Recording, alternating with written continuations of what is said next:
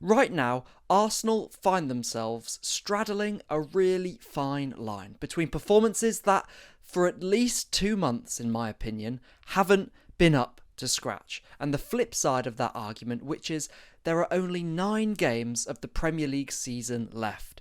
It's just about getting over the line. It doesn't matter how you do it. First things first, Arsenal 2, Chelsea 1. What a massive win. But it's a heck of a lot easier for me to sit here and say champions win those games when we don't perform well, when we've already gotten over the line. Because suddenly we don't have to prove we've got what it takes with every single kick of the ball like it feels we have to do right now. The truth, however, in this argument lies somewhere in the middle, and if we are to keep performing in this manner, I think eventually it will catch up to us. But there were some things to be really positive about coming out of that result against Chelsea too, and today's analysis is going to look at the chess match that was ultimately decided by corners, a first half where Arsenal were the better. Then I want to look at the second 45, how the cumulative control got away from us, and then the third chapter of the game post the Pedro Neto red card. And within all of this, I want to look ahead to the future. What Mikel must change, what gives us the best chance of cashing in on the positions we find ourselves in. Let's start with point 1 and why the Premier League feels so hard to control right now. I really hope you find this interesting. This was the chess match laid out between Arteta and Rosenior. Out of possession, we wanted our wingers to jump onto the Chelsea wide centre-backs, Eze to sit on Caicedo, but Palmer's licence to float inside off the left created this potential overload of our pivot. This is where you find yourself really thankful for Declan Rice's legs. We continue to squeeze up, but again, it's Enzo who can spill free, Zubimendi has to jump across, and if we can't shuffle from side to side quickly enough, like we can't here, Palmer at the very least can get Chelsea up the pitch as their free man, or he can continue to float while Rice and Zubimendi are occupied and pick up the ball in space. The game plan from Rosenior was set and Arteta reacted instantly. Rice can now step through because Trossard is managing James's movements and Gyokeres is angling Saliba out of the game. Before, we wanted to keep that +1 on João Pedro, but Gabriel has now stepped onto Palmer to prevent that overload, allowing Zubimendi and Saka to match up, and we turn the ball over, and thankfully for Chelsea, it ends up in Sanchez's arms. And this is the push and pull of the Premier League. To control a game is something we've become known for as a side, but we've found consistently difficult to do so of late, and that's because those little advantages that we could accumulate on an opposition before have now disappeared. Stay with me. This time Saliba is the one joining Palmer in our man-to-man press, but because we're not able to force Sanchez into a blind long pass and he has time to pick out one to João Pedro, now 1v1 with Gabriel, he can get Chelsea up the pitch, and João Pedro is one of the very few strikers who have found consistent spare change against Saliba and Gabriel. I feel the need to preface this all with saying this is not a dig at Victor Gyokeres. This is simply life without Kai Havertz and Mikel Merino, because without them we found it so hard to make it stick going long ourselves, and suddenly then more pressure is placed on a build-up without White and without Calafiori, and a build-up with both Gabriel and Hincapie not necessarily being the most complementary duo next to each other low and left. As has been the case with our press for a long time, we can crucially force a team to go long, win it back in sustained, settled possession, with the ability then to lose the ball because we can counter-press effectively, and so on and so forth, and that's what builds control. But all of a sudden, these little cumulative details, which build up that sense of control, have begun to go against us. So if you add weird technical insecurities like this from Zubimendi, especially in a Premier League where everyone can press now, everyone can battle, it's hard. And I've been asking for some more creative exit strategies from our build-up when things get pressy, like this. Trossard moving off the touchline to give Gabriel an option, or open up the shoulder-to-shoulder for Gyokeres. That was a consistently helpful method of getting out of the Chelsea press. But Saka and Eze can do this too. And we still wind it up like this a little bit too often for my liking. In between those aforementioned rotations, Eze can create problems when he's on the same line as Gyokeres and close to players like he was against Spurs, but not here when he's on an island. And with our double widths on show, a pivot looking to manipulate low, there's not much connection inside, is there? And the intent, the counter movements, the ideas are much better in this example. And Gyokeres has shown I think he can do these flicks round the corner. But Trossard shouldn't be the one dashing here. And I don't think that pass into Gyokeres for him to hold the ball up is one I trust yet.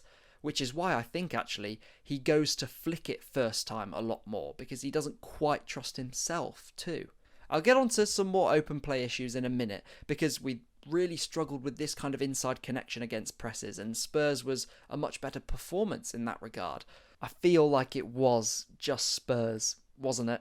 But look how those little details began to accumulate in our favour when we force the long pass from Chelsea, win it back, have players close, open up the lane centrally for Gyokeres to drop and connect. And I felt Saka was terrific against Chelsea.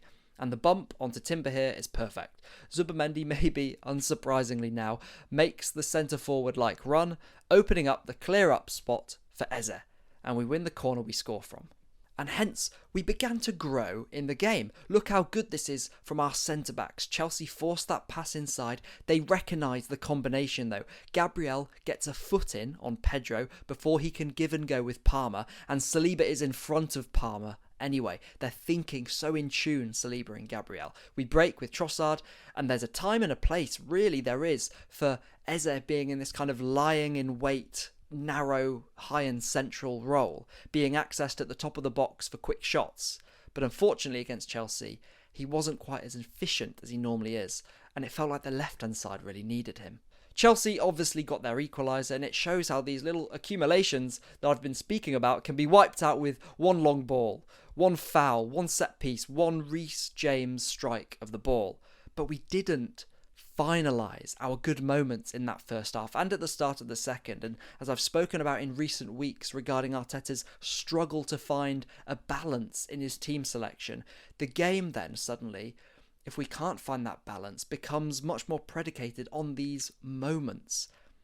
And control is even harder. So to the second half, and with basically a Gabriel, Hincapie and Martinelli and a leaning Gyokeres left-hand side, there isn't anyone here to sit, to pry apart a block. There isn't really a tricky dribbler to find in the pockets or out wide. And if we are looking at the below, beside and beyond profiles that Billy Carpenter incredibly well explained from a kind of balance point of view on the pitch, we seem here a bit beyond dominant.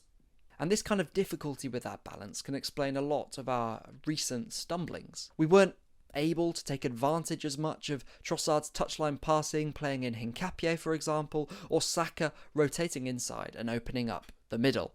I feel pretty confident in predicting when and where Gyokeres can be useful, but in order to not overburden him, it really feels like Havertz has to be fit and available for 6, 7, 8 of these final 9 games to get us over the line. It does only take one set piece though, and we are as attuned to that as anybody, and that's a really good thing. But I want to finish with a quick examination of why it got so cagey after the Pedro Neto red card. Initially we settled well. We found those connections in and out of the 6 that we hadn't to find the spare men. Kai's being helpful here, and Saka has the awareness and touch to bring in Eze. We were managing the game well, but after one little miscommunication, we couldn't regain control. And I'm not one to pinpoint an individual action. I think that's really poor analysis. So it's between a Timber long ball to Martinelli, who was surrounded by Chelsea players, Gabriel trying to hit Havertz when shorter options were available, Norgard being a touch slow on the press, allowing a ball through to Delap, who can get Chelsea up the pitch. All of this formed the pattern of nervousness at the end of the game. Non-control is also cumulative, and therefore Chelsea had a chance. On a side note, with Havertz back, I'd love to see us kickstart some of these more backboardy combinations centrally again. Remember Mourinho's goal in pre-season against Newcastle?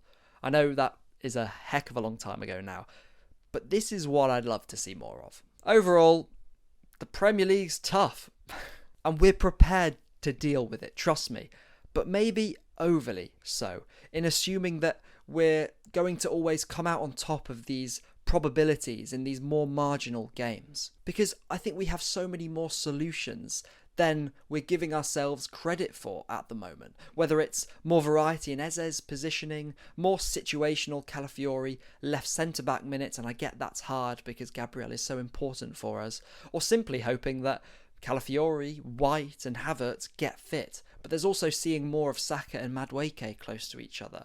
Mosquera, if White can't give Timber a rest, Mosquera can come in at right back and play that punchy, stampeding right back role. And Miles can give Zubimendi a rest as a partner alongside Rice, if Christian Norgard can't. I'll leave you with a working thought of mine. The point of a chameleon team should be to ensure that you're able to impose your own identity, irrespective of the game, not just mould your own style to beat a team at their own game. That's when suddenly you're not toughing it out with Wolves and getting unlucky, but reminding everyone why you're top.